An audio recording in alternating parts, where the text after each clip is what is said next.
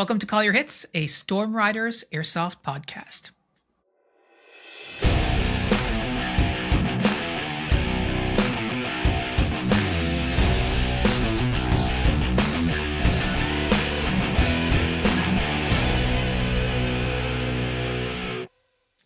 Thanks for joining us, everyone. Today, Pat and I are asking a question that probably sounds simple until you actually sort of dig into it, which is what we're going to do. But it's why are we still here, right? I don't mean like here on this podcast, but I mean, we've been playing Airsoft together for almost 20 years. I've been playing Airsoft for 20 years. Pat's been playing Airsoft for like 18 years, I think, something like that. 19. And I started in 2007.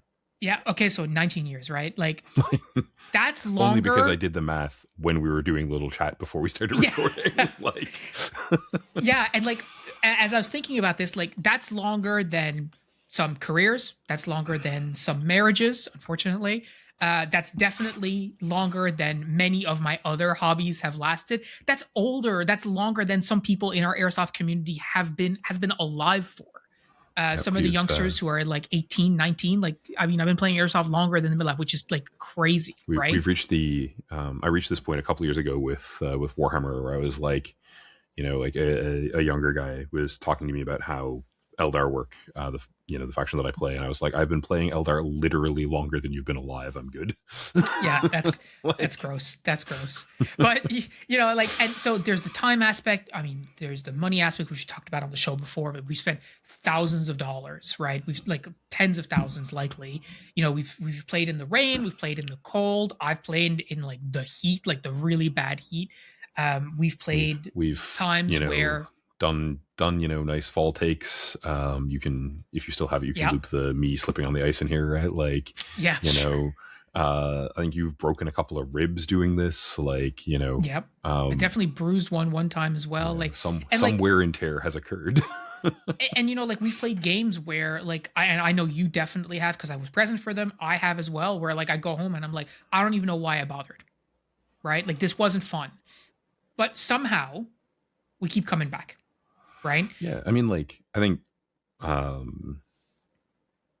this is like the biggest, most fundamental thing for me. Like, why am I still playing Airsoft? Hi, what's up, Phil? Yes. Like, there's just, we're definitely going to get into that for sure. I think, plus for the audience, like if I quit randomly, he'll just beat me with a stick. Like, yeah. Well, I mean, I tried that too before, and that wasn't particularly effective.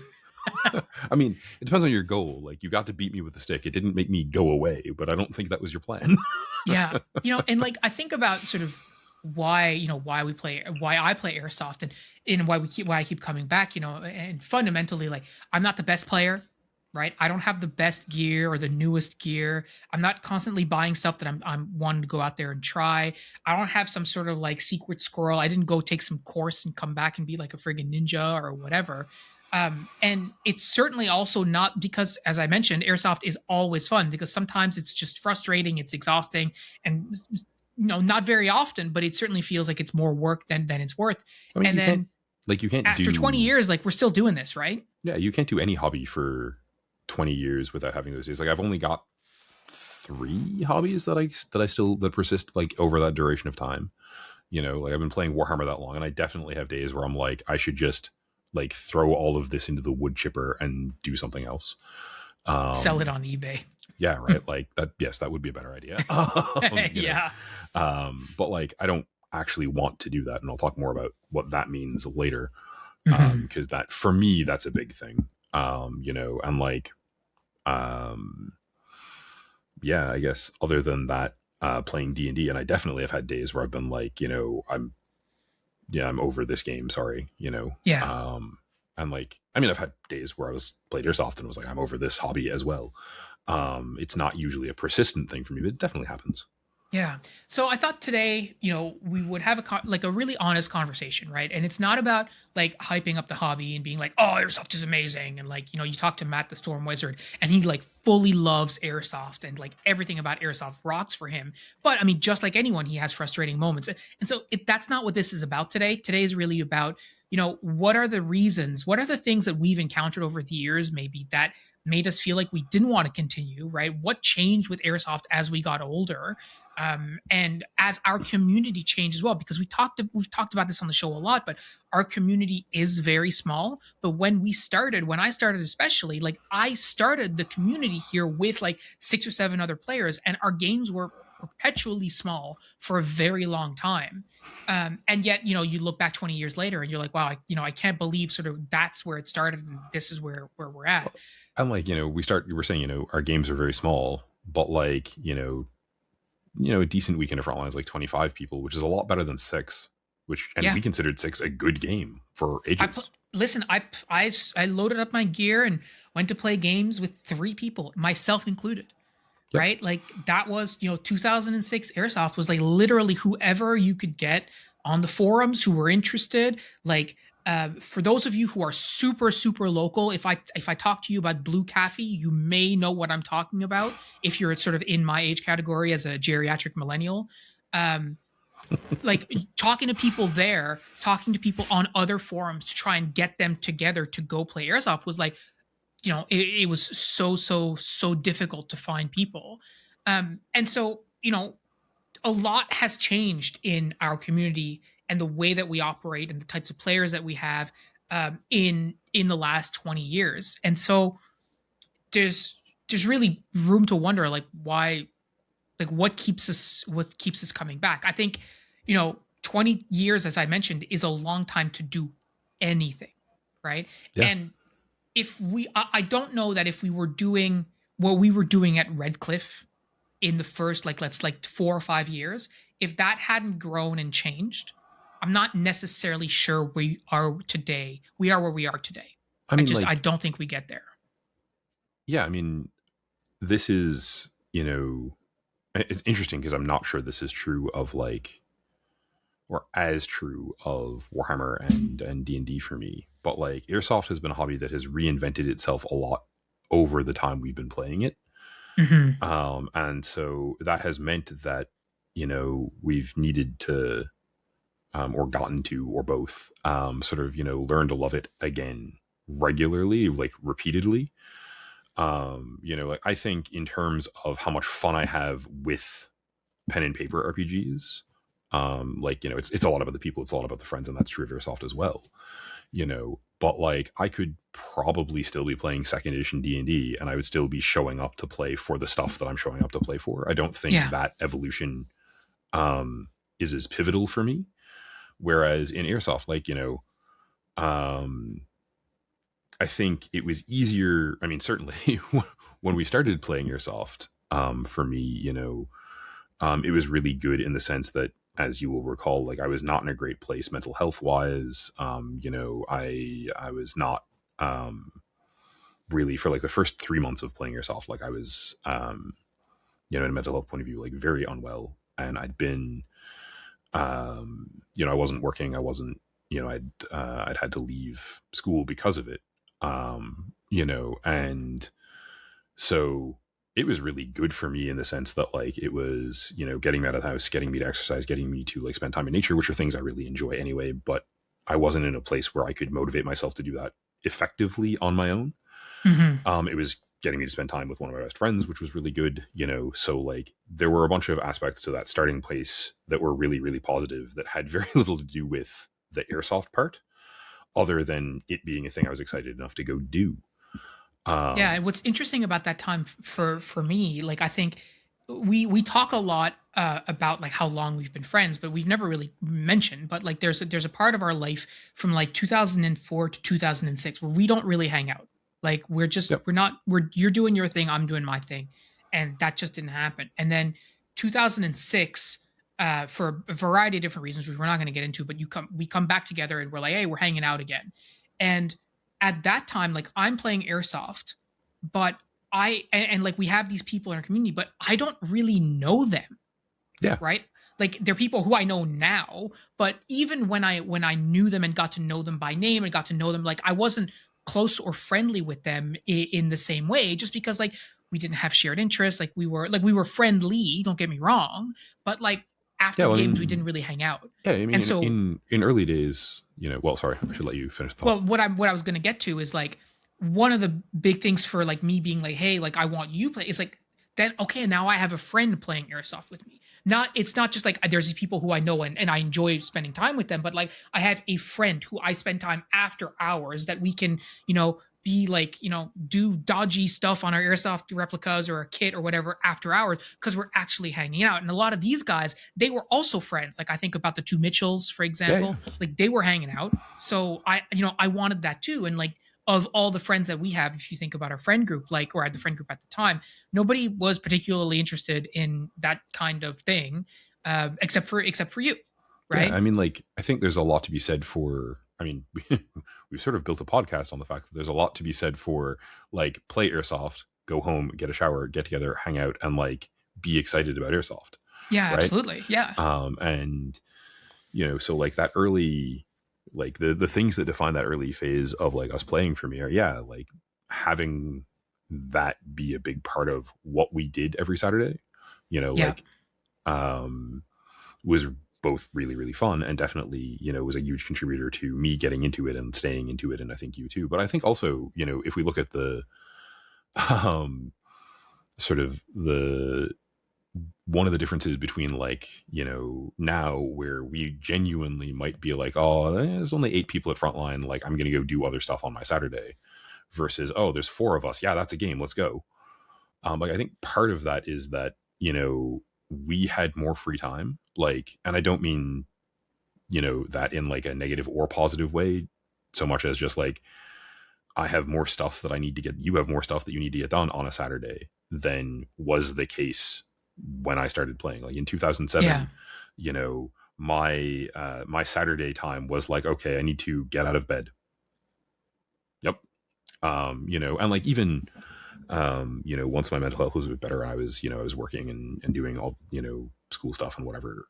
It was still fairly free time. Like I had more free time than I do now.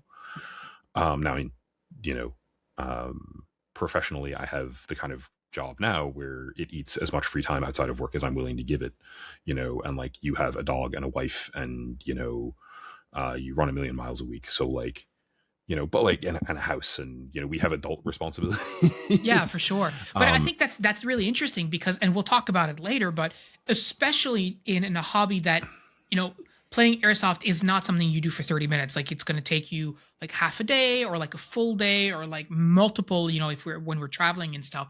So finding the time to carve out amidst that like plethora of responsibilities, um, is it becomes even more important in a Yeah. way that I that mean, like, time that we've seen that time being valuable, and we'll talk about that a little bit more, but i, well, I I mean, think it's a like, fair comment. Yeah. yeah, I mean, like, the back in the really early Red Cliff days, like you were picking me up at like 9 and we'd get there for like 9:15 and wait for an hour for people because they're soft standard time. Hmm. And then hike up the hill and we'd be there till like 2. Like I'd get Yeah. dropped home at 2, get a shower and go probably hang out at your place, So like that's most of Saturday spent playing airsoft. Yeah. Whereas now, like even if we go to frontline and play the full game, we're there, we're done. Like I'm home before 2. Hmm. I'm home and unpacked and showered before 2, honestly, many weeks. So like, yeah, that's a different kind of constraint. And we had different stuff on the go, but also, like it's one of these things where we had a lot of fun playing airsoft up there. And I think part of that was in a positive way that we had a really ill-defined definition of airsoft. Like not a badly defined, just nebulously defined. Like, airsoft is anything we are doing in a place where we have our airsoft gear. Yeah, for Pretty real. much. And like we at frontline, and I mean it's, and I'll talk about this in a second, but like frontline is very formulaic now. It's always the same thing. Like you go to an open game, what are you doing? You're doing team deathmatch in the village. You're gonna do it once, then you're gonna swap sides, then you're gonna do a road game, then you're gonna do a woods game. Maybe you'll do an attack defend in the village, or you'll do a bomb game or a rush game. And then at some point they're gonna want to do like something stupid like zombies or like assimilation is what they call it.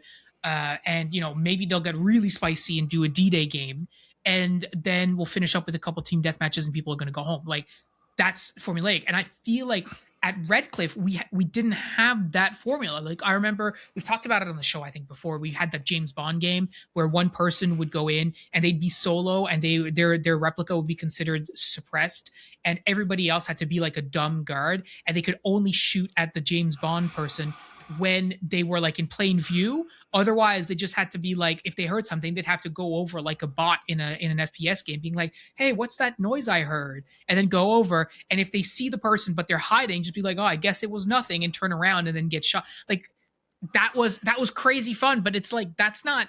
Today we would look at that and go like, "Well, that's not really airsoft," but like, what the hell is airsoft anyway, right? Like, Yeah, and I think these rules are self-imposed. but and I think that particular like sort of fun but stupid kind of airsoft is harder to do with 25 people. Definitely, yeah. Like the buy-in of 6 or 7 guys is a little easier to achieve. Although it's funny because like you were saying that, and like we've talked on the episode on the show before about like hostage rescue stuff, and I found like even being the hostage without a gun, like I found that engaging and fun. And it's a thing that we like don't do at Frontline that we probably could.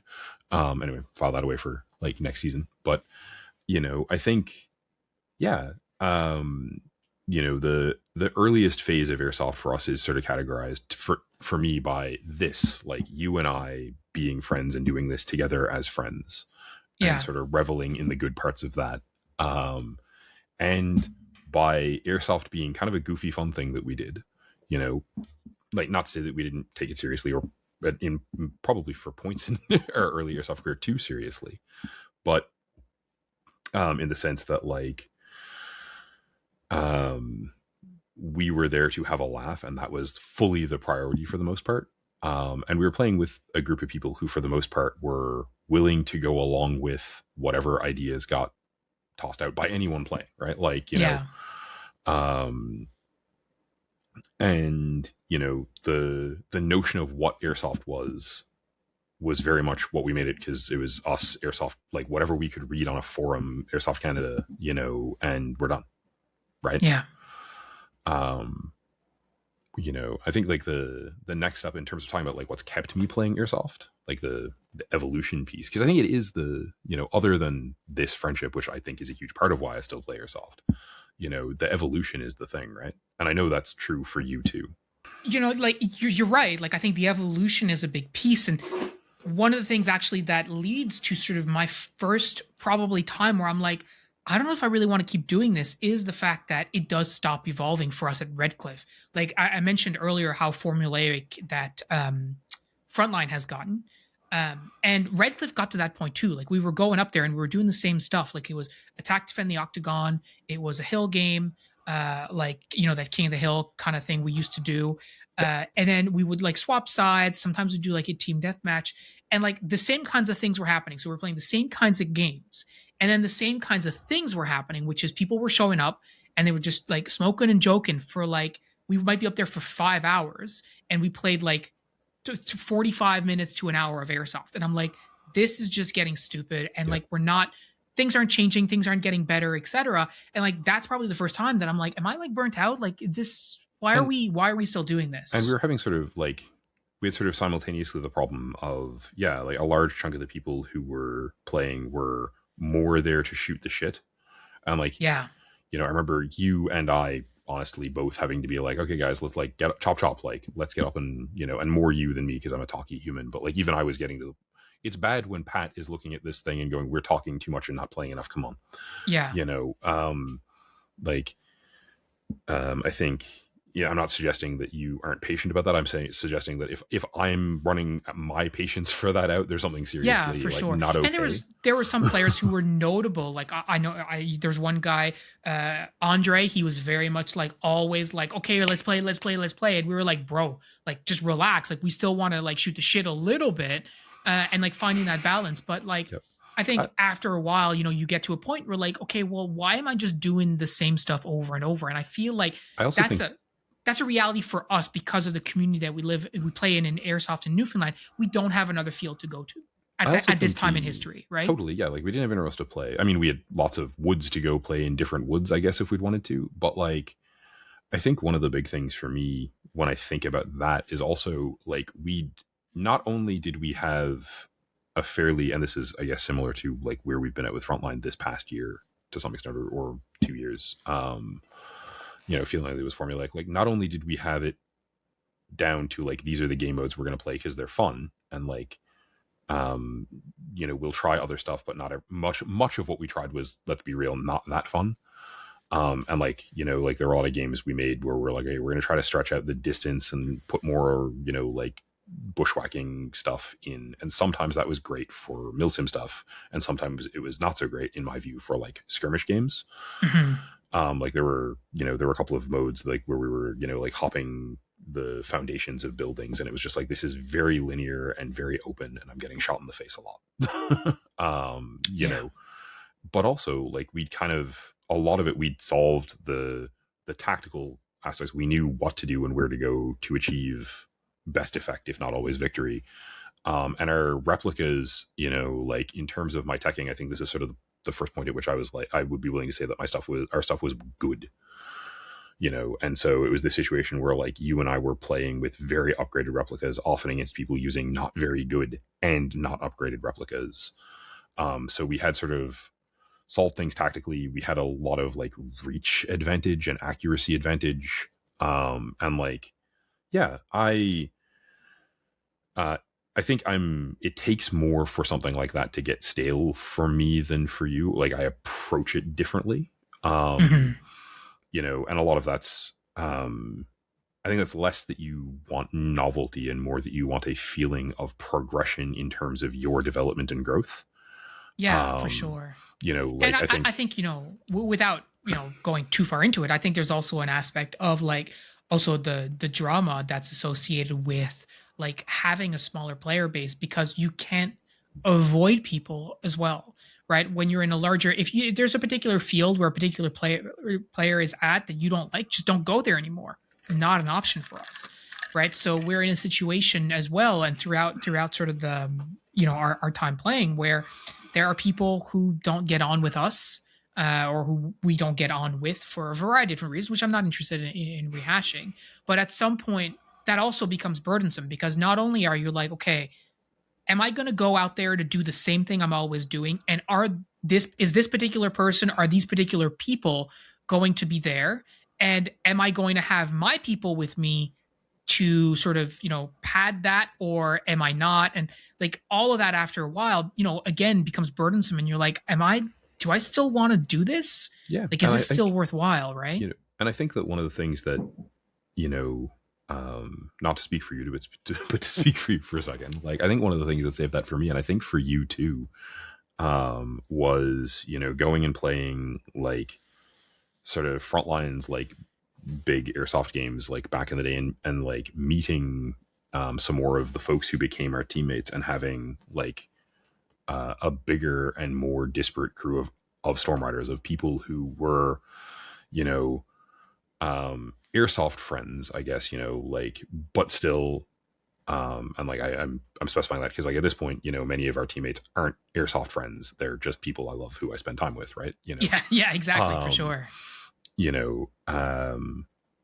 And yeah, so we had more Airsoft friends, so we expanded that group of like people who we played Airsoft with, and then we'd go and have a barbecue and shoot the shit with. But also, it gave us a bunch of new things to try, a bunch of new skills to practice.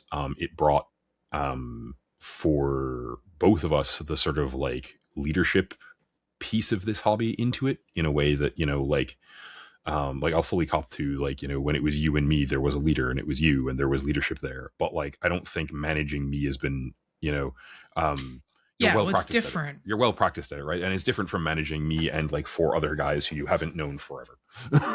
And to be honest, like, as the more I think about it, like the leadership skills that I've developed through Airsoft have really nothing to do with managing a section or a fire team.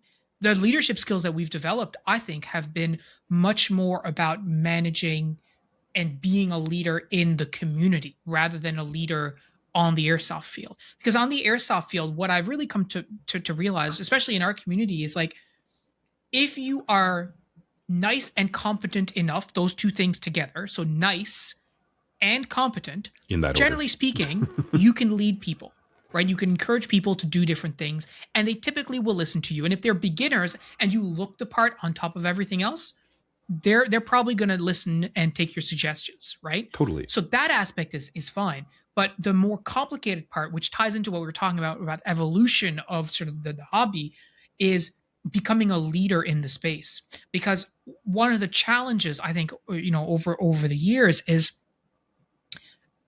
like we positioned ourselves as almost de facto leaders in the community. Like who's organizing games? It was me. It was you. Like the first ever airsoft event that was ever held, like an operation event that was held at Red Cliff that was organized by me.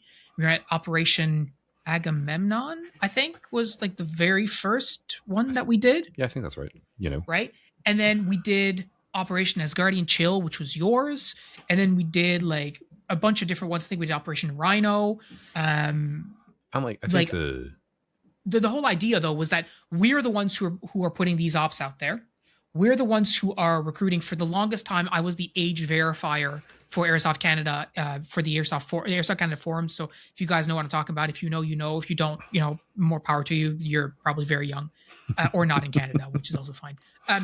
But so by that position, in and of itself, I got to meet everybody who was joining our community, because in order to buy replicas on ASC, you had to be age verified, which meant you had to meet me in person so that I could check your ID to make sure that you were actually 18 to give you the credentials on the site and stuff.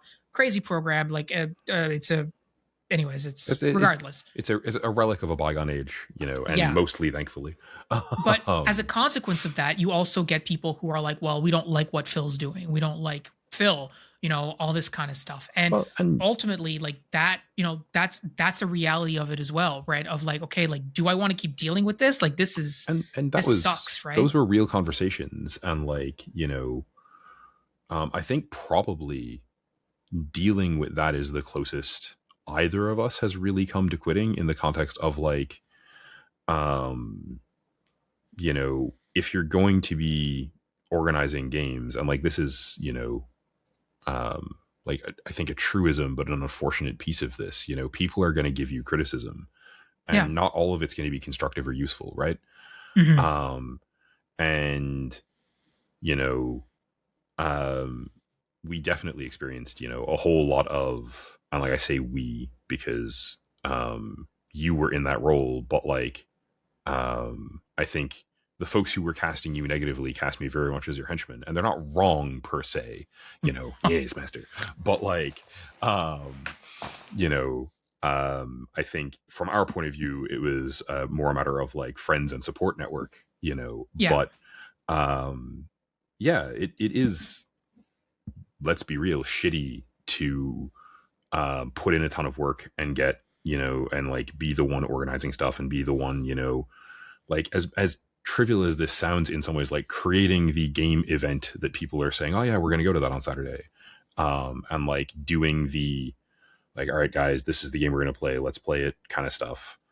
And then have people who aren't doing any of that work, and who, when presented with the opportunity of doing that work, choose not to, then be like, well, F you, you're not doing it how I want you to be. And it's like, well, you're also not doing anything. So yeah. I mean, we had lots of conversations. I remember Cal throwing out the expression "kill him with kindness," right? Like, we were dealing with a lot of this like backlash. People like were coming out there being like, oh well, they're cheating because they're so good, and like their events are trash because they're doing this, that, the other thing, and like all kinds of like really negative stuff. And it's always the same people, and the community is very small, so who it is. It's not like we were oblivious. We knew who was going out there and talking crap about us. And we did kill them with kindness, because we're still here and they're not. Well, and that's what I was going to say. It's like, I think ultimately that mindset of our team, of like Cal being like, you kill him with kindness, and like the mindset that Chris and stuff brought to the team, which is just about like, let's not focus on what other people are doing. Let's make sure that we're doing what we want to be doing, right? And ultimately, as we grow, like I mentioned, like learning how to be a leader, like that's part of it too, right? Learning how to deal with criticism. Certainly starting a YouTube channel, putting content on the internet. Everyone is going to love to just crap on you because of the anonymity of the internet. So you get a sort of a thicker skin, but you also start to learn to parse the useful stuff from the bad stuff. One of our most recent events, someone commented that the way the event could be better is if you didn't let Phil organize them. And my immediate thought, I'm not going to say any of the things I thought when I was told that. well, listen, my immediate thought was, listen, motherfucker, no, if I'm not doing it, nobody else is going to do it, right? And when I say me, I mean like us, like collectively, because we talk a lot about the events that we are running, and none of these events happen just because of me. They happen because of the the collectivity of people that we have around us. Whether that's you proofreading my stupid stuff, whether it's Kirby, whether it's Jason Fong, doing photos and videos and drone videos, like whether it's people playtesting rules, like all this kind of stuff, like Steph being or Jeremy or ET being villagers, like it's a team. Yeah, right? like Storm Riders events. I think is what the thing I bought a ticket to is calling us. Yes. And like is a bunch of us. It's it's a ton of people, and like I joke almost every time I'm on, I think about the fact that like you would do all the work for this. But I don't actually think that's fully true. Like, I mean, hand me stuff and I'll talk to you about stuff that I know is sort of literally what I do for a living, like I've got so many hours of working on our gear over the years, like even if that's less true now, but yeah, also, cutting up bandages for events and, talking through stuff with you, not even just the concepting stage. And like I know Kirby does a ton of work, and mad props, man, the amount of effort that goes into running this stuff is like significant, and I know you do a ton of it, like bottom line, and that like I don't know, from my point of view, doing similar stuff in a work capacity or in like other things, having people who have your back, who you can just be like, hey Pat, I need this, sometime in the next week. Yep, no problem, done, is a big help, right? Like definitely. And again, I don't want to like get into like, oh well, I do so much stuff, because that's not really the point. Other than to say that that's actually this is one of the ways. this is one of the ways that Airsoft reinvents itself over the course of 20 years, right? It's not about so when we start playing Airsoft, it's like, oh, we're wearing all this cool gear, and like I look like a soldier, and I think if you drop me in Afghanistan or maybe Iran, then I would do a really good job and all this kind of stuff. To realizing that that's complete like horse shit, and that's there's nowhere near right. And then like being really focused and having this ego of like I'm the person who's been playing Airsoft here the longest, therefore I've got to be the best, and people don't like me because I'm good, and people don't like me because I'm doing all this kind of stuff. To just sort of letting that go over time, and instead of being like, you know what, I don't want to do this anymore, which to be fair, I think would have been a completely understandable response. Totally. For us to go, okay. I mean, in the same in the same circumstance with the same kind of garbage, I have quit running stuff. And yeah, totally. Absolutely. And like had hobbies that I was very passionate about die because I quit running them and went, nope, I'd rather that happen than deal with this anymore. Yeah, right? For sure. And I think for what's interesting for us is this was never like a vocalized conversation. Like I don't think at any point in our time playing Airsoft, I looked at you and said, if I don't make this change, I'm going to quit playing Airsoft. I don't think that's ever happened. And vice versa. I can't remember a time you looking at me being like, hey, I think I'm going to quit Airsoft if we don't make a change here. No, it's definitely, like I think it's been the closest it's come as being sort of a subtext thing. And like even there, I think, talking about like positive change and growth for us, I think, late 20s us had some like ego about the fact that we were running stuff. And I don't think we were wrong to be pissed that people were being like, well, I'm not going to do anything and give you criticism, because the same thing happens today and it still makes me frustrated. Right. And like, I think justifiably, the thing that's changed for me, and I think for both of us, is that like, for a bunch of reasons that you've illustrated and for others, that we are better at stepping back from it and letting it influence us less and letting it be less a part of the hobby for us, the being frustrated by people, in the sense of like, um I'm, the guy who's like, oh, it'd be better if Phil didn't run it. Well, like, that's a shit thing to say. And it's a shit thing to say to someone who's put time, money, and effort on the line for you to go have fun at a thing you probably did have fun with. I have no idea who wrote it. I don't really care. I don't either, but I think it's yeah. hilarious. Like, I think 28-year-old me would have been like very bothered by that. Whereas, 41-year-old me or 40-year-old me at the time looked at that and go like, this is hilarious because you don't know how stupid you sound. And like the Right? thing, yeah, it's that difference of like, and I think this is a maturity thing that's part of us growing with the hobby and the hobby growing with us. It's just, whatever. Like, Yeah, and I think when I look at airsoft now, like when we think about, well, what are the things that airsoft is for us, and like what we keep coming back to, or the reasons we keep coming back to, there's several, and we're definitely going to get into them. And I think it's not agnostic of like gear and the toy factor or the cool factor of all that, but certainly one of them is yeah. And like like flamingo launchables and all this kind of stuff has been a crazy experience. But I think one of the big things is like recognizing that we over the years have been able to do and move the community forward through airsoft a lot, and realizing, especially in the last like year and a half to 2 years, that even more is possible, right? That actually there is no, whatever we thought was limitations, through collaborating with other people, like building bridges in certain areas, we can do way more than we thought we could or would ever be possible. Like, I think I've said this before, but if you'd asked me 10 years ago if I thought that people from the US and other parts of Canada would ever come to Newfoundland for an airsoft game, I would have been like, no way, there's not a chance in hell that would happen. And now where we are is it's exactly where we are.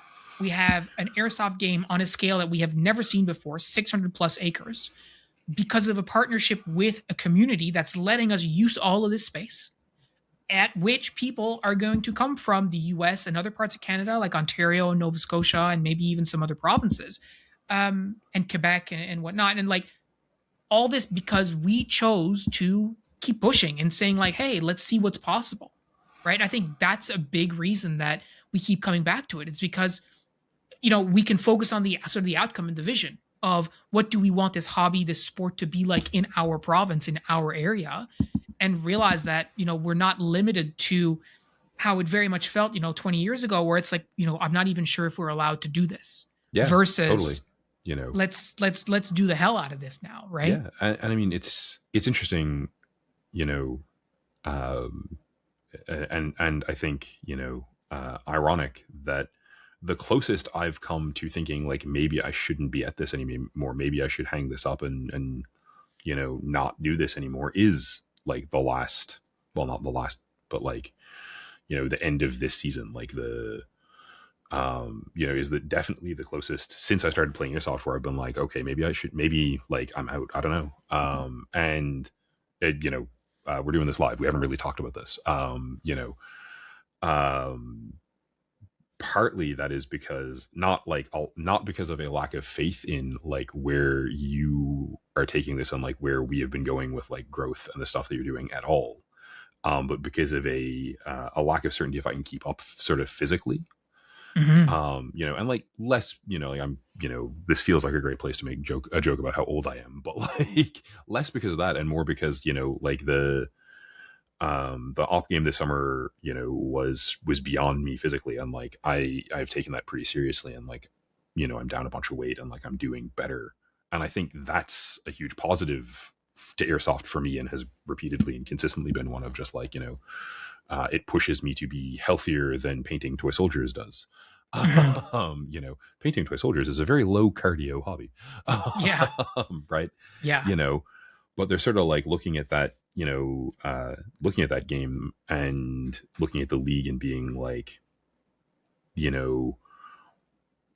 how do I feel about where this is going? And like, the league, the more competitive angle for airsoft is daunting to me, because my experience with competitive stuff in other hobbies has sucked, like straight up, Mm-hmm.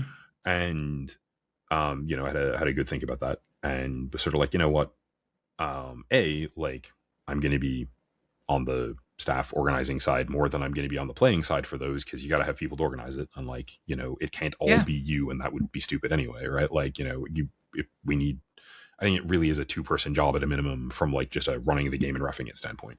Yes, absolutely. Yeah. You know, and it's like, yeah, I'm totally down to do that. That's fun.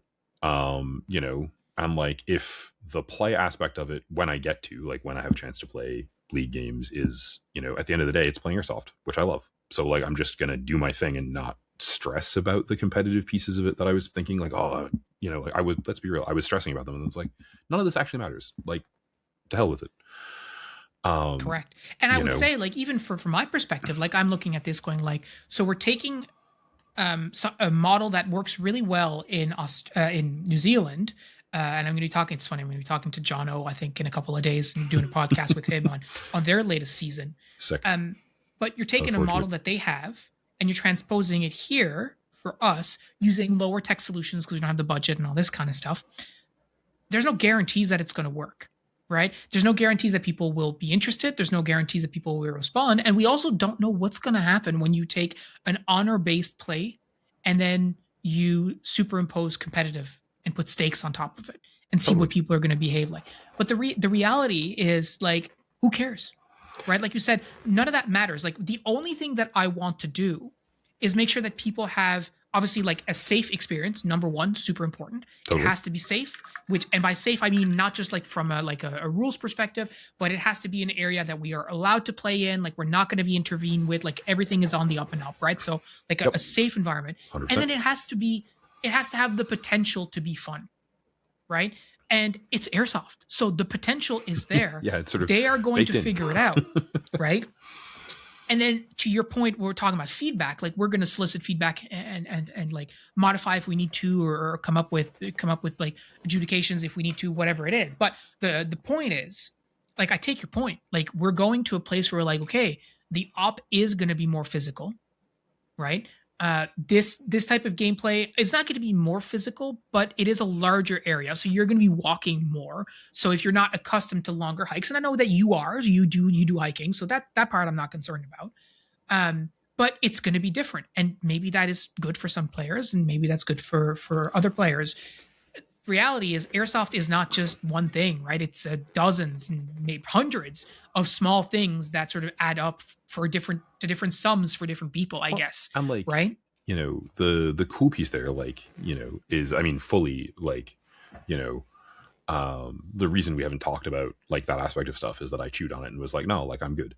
You know, and I would have beat it out of you anyway, well, because fair, right? right, like, as we said before, you know, totally, and in the best way. But like, yeah, it's just one of those things where I think the cool thing about Airsoft over 20 years is that the thing I've been excited about is always Airsoft, but what that means has been different. You know, like, yeah, definitely agree. I spent a full like season and a half, right, like a full year and a half of Airsoft, being super hyped to like build a World War II kit. And I never, ever gamed the full kit. But I had so much fun gaming the Garand. And I had a ton of fun doing the research and doing the reading and, like, you know, learning stuff. Yeah. I remember, like, one time talking to Chris about, like, training and stuff. And he said to me, it's like, you know, I would rather just do the training than actually play a game. Right. And to me, I was like, that's crazy. Why would you? But then, you know, in talking, it's like, well, it's less stressful because you don't deal with people. There's no, like, you know, at the time we were dealing again with all that drama, which I'm not going back to, like, all that kind of stuff. And it's like, the training, we don't have any of that. It's just, we're out there, we're doing our thing, we're having fun. It's with the guys. There's the friendship aspect, right? Like, we're all together. And that's Airsoft, even though it's not Airsoft competition. And then you go and you play a big event. Like, you know, I went to Iron Horse and you meet with people. And, like, what I remember from that in particular is not the Airsoft engagements and the fights. There was certainly a couple that are memorable, but what I remember is everybody around me. Like, that's the part ultimately that when I look at Airsoft, like, that's what keeps me coming back to it. It's, we get to do this fun thing. And, you know, like, Airsoft is unlike any other hobby in that respect, maybe paintball, but you get to shoot people and they live. You shoot your friends and they live, and you can talk about it and, like, and you know, have a blast about it. Yeah, exactly. And have pizza and beer after, right? Like, you know, I think one of the really things that can't be understated, like, every weekend of the airsoft season, if I look at the group chat and like, oh, Phil's going, John's going, Cal's going, okay, I'm going, Yeah. like, Yeah. And on the flip side, I would say if I didn't know anybody locally anymore, like if you guys all quit tomorrow, not a chance I keep playing. Just doesn't happen. Totally. And right. like, if you and John and Cal and you all hang up your blasters and you're like, I'm not playing airsoft anymore, I'm not recruiting new people for the Storm Riders. Like, we're done. Like, we're not continuing. right? And yet, because this is one of the funny things for me, right? Like, I know I'm playing in June, and like, I'm excited to. But like, I think if I looked at you and was like, yeah, I'm just going to game staff stuff, it wouldn't have that effect necessarily, in the sense that like, I'm chuffed to go try the Airsoft League stuff and run it and do what I can to help out and ref it and all that jazz. Like, I think it will be a good time for me. I will enjoy those days. And like, I'm, at time of recording, I have not yet ordered the AAP that's in my shopping cart on the other monitor. But like, I can see a world where like, that's the only GAT I bring in just to like mess around with on day of in between games and stuff, like, see if it is working how I think it is working in between, as I work on it, sort of stuff. Like, but yeah, I think in a weird way, I don't know that I would ever have expected this when I started playing, but I don't need to be playing Airsoft to have fun with Airsoft. Yeah, definitely. At some point in the journey for me, it stopped being about Airsoft and just started being about like showing up. Yep. That was it. And it's not that I don't, like, that's not to suggest that I don't have fun playing Airsoft. Like, I've definitely had points, 100%. had days where like I was at frontline and I'm like, all right, we're doing the same thing, and like, and not in a like this sucks way, just in a like, oh yeah, going through the motions, But I mean, like, look at last year for me. Like, starting to launch launchable grenades for me last year was like discovering Airsoft completely brand new once again. Yep. And this year, well, it's solved to unsolved repeatedly over, because of Airsoft upgrades, because of HPA, because of, I should say actually first, like, because of tornado grenades, Yeah. Like, just the number of times we've sort of looked at this and gone like, this is not the wheel it was yesterday. And the recurring nature of that is awesome, so yeah, like the consistency of wicked people, Yeah. Cause like, relative to like John and Cal, like ET is super new to our team. Right. Mm-hmm. But he's awesome. Like, he's wicked. I love hanging out with him. I love hanging out with, Chris doesn't play Airsoft with any degree of regularity because he's super busy. But like, I am so happy to see him whenever he turns up, for Airsoft, for dinner, for whatever. Right. Yeah. That is an awesome thing. And like, going forward, to be able to continue enjoying this, I'm definitely, a social hobby person. Like, I like, spreading the love of stuff that I do. And I know you're the same, and I also know that one of the traits we share definedly is being very early on the list of people who gets frustrated with nothing being done in a room when there's a problem that needs to be solved. Yes, so like, certainly. I think it's very positive that, you're, pushing towards, and I'm, hopefully being helpful. My goal is to be supportive and, to work with you. Right. But, pushing towards trying new stuff and,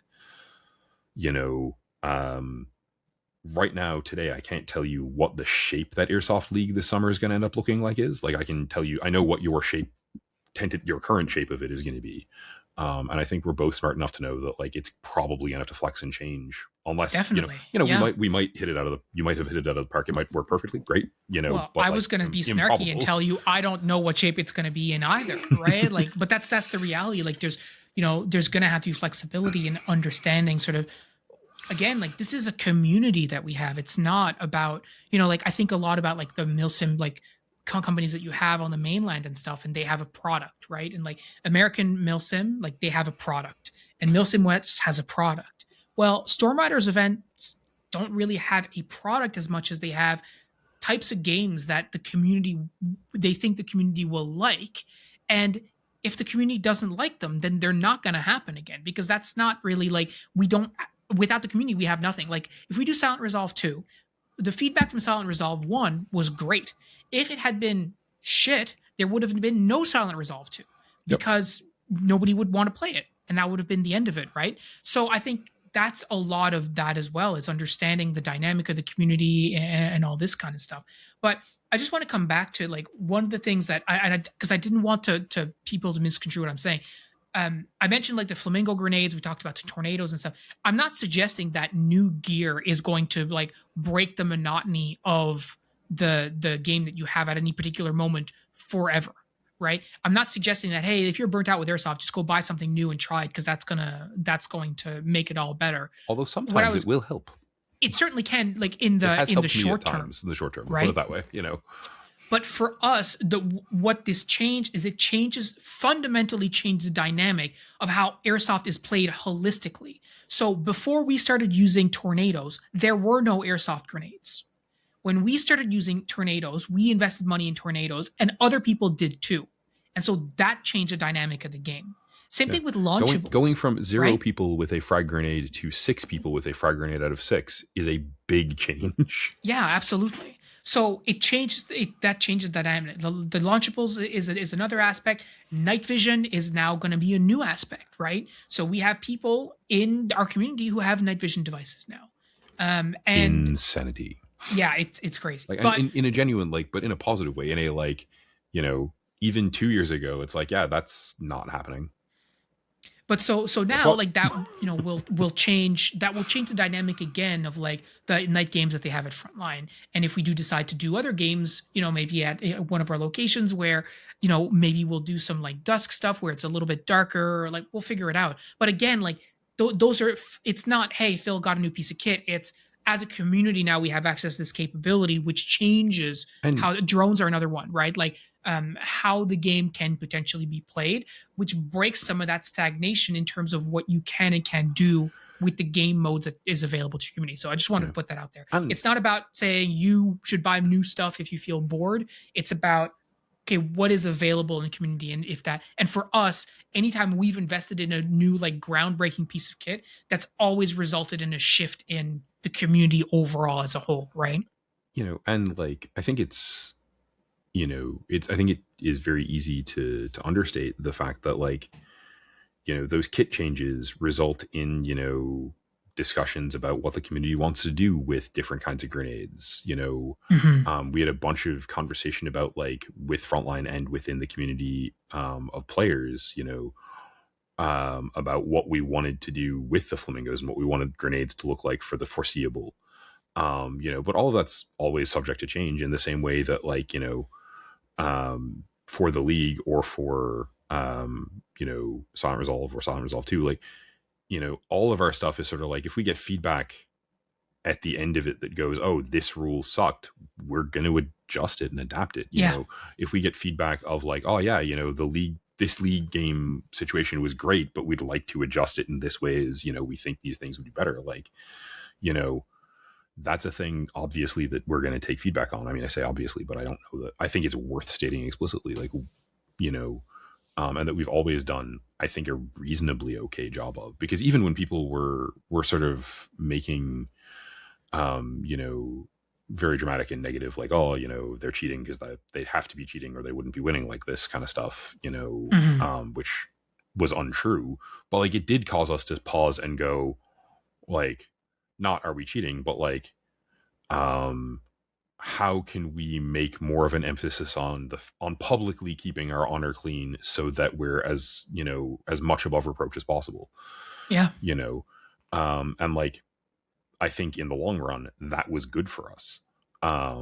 You know, not because like we needed to hear what was being said, but because it's okay to look at to self-reflect and be like, hey, like, what can we do to make sure that we're on the up and up, right? Like, or that we are making sure that we are perceived as being as on the up and up as we are, right? Yeah. You know, so I think, you know, as I think about sort of where we are. And, like even looking at this podcast, like I've had this conversation with myself a fair amount, which is like, hobbies have an expiration date in a lot of cases.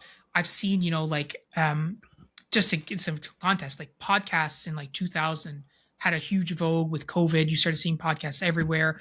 All of your favorite content creators started a podcast, right? Like whether you're on, like YouTube and you think about like Rhett and Link, if you're familiar with who those people are, you look at Novrich in the Airsoft world, he started a podcast. Like you saw it everywhere.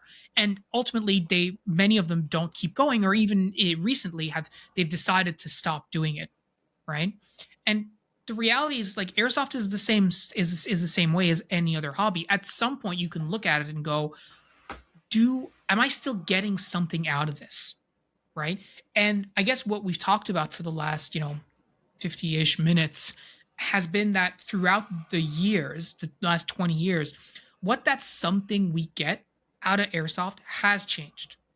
And it's modified, and it's not the same thing today as it was 20 years ago, nor should it be. But there always is something we can point back to, that airsoft gives me this and I can't get that anywhere else. Yeah. Or, right. I mean, like, let's be honest, I think if you wanted to quit airsoft and put the time and effort and energy you're putting into organizing airsoft into organizing some other hobby thing, you'd be equally successful. So like, I don't think you can't get it elsewhere. I think you're here and enjoying getting it here. Right. Yeah, but I don't think I would be able to get it elsewhere. I think the community that we've created here on the show, and the community that we've created in our local community as well, like is unique and special, and it's something that I cherish, right? Totally. But I guess what I'm trying to get at is when you're looking at your hobbies, you don't actually owe your hobby anything, right? I remember a few years ago, I made a joke on the Discord. I said that like this podcast was a prison of my own choosing. Right. And Todd was very much like, listen, we are not your jailers. Right. That's a totally fair statement. I am a little. Right. Yeah, maybe a little. But the reality is that ultimately, like, I don't owe this anything. And if I ever look at a hobby and I go, hey, I don't actually enjoy doing this anymore, it's totally okay to be like, you know what? I'm going to take a step back. Maybe I'm going to change some stuff. But full disclosure, for us over the last 20 years, like we've certainly had the reflection, and even like Pat was talking about even a few minutes ago, right? Going like, I don't necessarily know, but then you think about it like, no, yeah, I'm still getting something out of this, right? And like recurringly, to carry on, recurringly, I think the themes for us for that have been, this friendship, and I'm going to keep prioritizing that statement because it means, that much to me. But, and likewise, the community beyond this friendship has been fantastic for the most part, right? Even when it has been challenging, the community as a whole has been fantastic. And not novelty, but challenge. The shape of the challenge keeps changing, right? And like the thing that, ultimately put to bed the like, the like is where this is going somewhere that that I'm willing, able, whatever, to follow, like at the end of the season, moving towards the coming one, is like, I could go, no, I'm gonna put the stuff down and I'm just gonna, not adapt, not grow with this, not push myself for the physical piece of it, or I can go the hell with it. Yeah, let's do it. Right. And I don't always succeed at being the person who's good at going, yeah, to hell with it, let's adapt. Like I often struggle with like substantial change and stuff I really enjoy, and in some things and less so in others, but like, yeah, the growth has been a big part of the fun of this and continues to be. Yeah. And I will say, just as a last closing point, many, a little while ago, my running coach, and he says this a lot, but he always reminds me that movement is a privilege. And when he says that, what he means is that, listen, one day you're not going to be able to run anymore. And when that day comes, you will look back on these days today and wish that, hey, maybe you could have gone for that run, or maybe you should have taken that rest day to recover, or whatever it is, right? It's like on The Office. There's Andy on The Office says, "I wish there was a way to know that you were in the good old days before you've actually left them."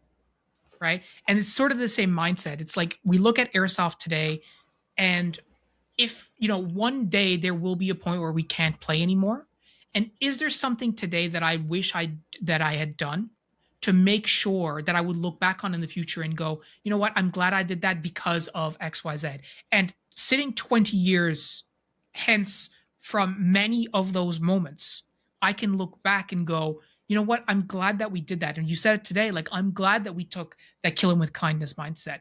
I'm glad that we're introspective about, like, okay, well, why is it that people don't like us, and what can we do to keep our honor clean? And hey, I'm glad that we looked at our community and gone, hey, I'm bored with these games. I'm going to take more initiative to create formats, because it leads to today being able to go, okay, we can keep doing this. Yeah. Right. And so that's a big way that I look at this now, 20 years on. Yeah, man. I mean, like at the end of the day, I want to keep playing Airsoft for as long as possible and keep enjoying it with you and with our community and with this community for as long as possible, Yeah. And like jokes about being your jailer notwithstanding, like, if you looked at me and were like, I'm hard out tomorrow, I'd want to know why. I'd want to talk it through with you, but like, I'm going to support your choices. So, there you are, right? Like, it isn't your prison. And like, for me, hobbies are often cyclical a bit. I think for most people, like, just, there's stuff I enjoy doing right now more or less than I will enjoy it a month from now, right? Certainly, yeah. And like, the diversity of Airsoft means that it holds up pretty well against that. And I think, where we live, the seasonal nature of it means that, like, I'm definitely, once there is no ice on the ground and I can go play Airsoft, I'm more motivated to get off my ass and do it than I might be if I could do it year round. Yeah, because you just had a 5-month break, basically. Yeah, exactly. Right? Like, yeah. So like, I mean, we're at the beginning of March here, and like, as per usual for those who are long-term watchers, Phil and I'm sure are both like, yeah, getting I want to get some Airsoft in, right? There, like, yeah. Yeah. Whether but is... don't be concerned about what Pat just said, guys. I've got at least 2 more episodes in me, so yeah, at least at minimum 2. Yeah, I don't think it's an immediate concern or anything, and I don't mean to suggest that it is. But you're totally right. Like, I think there is, and it comes back to sort of like how much there is to do with Airsoft, that you can, focus on different aspects of it. Maybe you're being, a geardo for like a couple of months of the year and not playing so much. And then you play a whole bunch, you don't worry about your gear, and then you're doing, like, there's so much variety. But yeah, I mean, I was literally pricing out stuff from the episode where we talked about gear with Matt today. Yeah. Right. I do think, if you're brand new when you're listening to this podcast, you're like, what are these guys talking about? Right.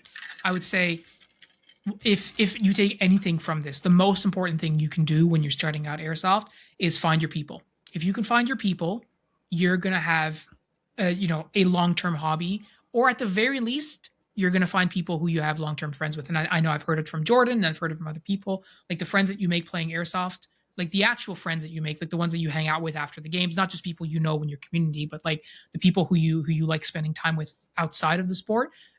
Those will be your long-term friendships. So yeah, so hopefully, you some of you will take some of this away in your own thinking. If you're feeling burnt out a little bit, how you can approach it differently. Love to hear some of your comments either on the Discord or in the comment section, talking about maybe how you've struggled with burnout and how you've kept, playing Airsoft over however long it's been. I mean, 20 years is a long time, but there's been players who've been playing longer than that still, right? So, and if you're loving it, awesome. Tell us that. Tell us why. And if you're burnt out, then talk to us. Tell us why. Join our Discord and have a chat, and we'll give you lots of mad ideas. Folks that will give you every kind of enthusiasm for every bit of this hobby. Yeah, absolutely. Well, guys, thank you so much for listening. That's all we've got for you this week. We'll talk to you next week. Take care. Cheers, everyone.